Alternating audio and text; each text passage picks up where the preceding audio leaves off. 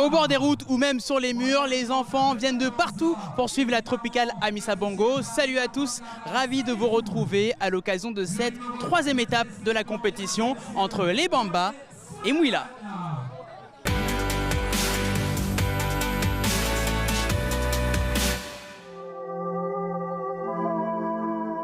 Entre forêt et savane. Pour atteindre le nirvana, il suffit d'admirer la province du Ngougné en direction de les Bambas. La chaleur est accablante en cette fin de matinée. Alors, certains spectateurs passent à l'ombre. Ici, plus qu'ailleurs, la Tropicale Amissa Bongo représente un événement unique. Nous sommes vraiment contentes quoi. D'avoir ça, on voit seulement dans les télévisions, partout, à OEM, France-Ville, machin, mais ici là on n'a jamais vu.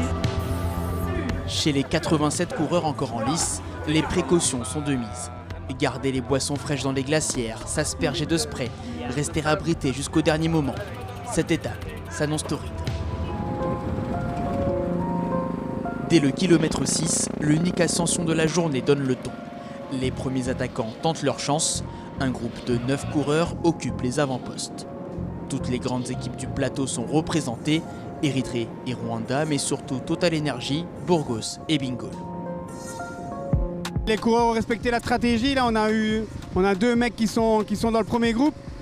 Malheureusement, l'équipe d'Algérie n'est pas représentée, donc ils font le forcing dans le peloton pour revenir.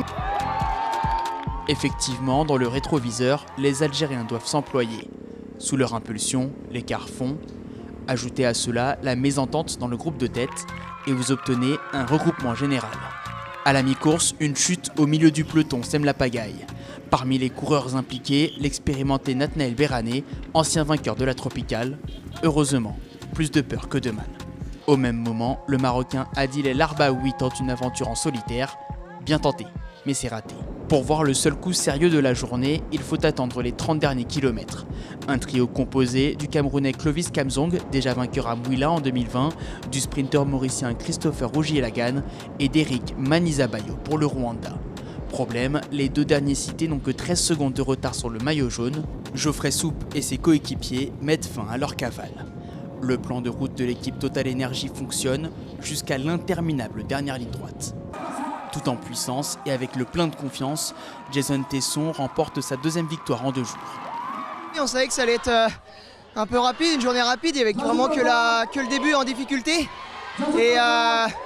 Et finalement ça l'a fait, voilà, ils m'ont super bien emmené, encore mieux qu'hier.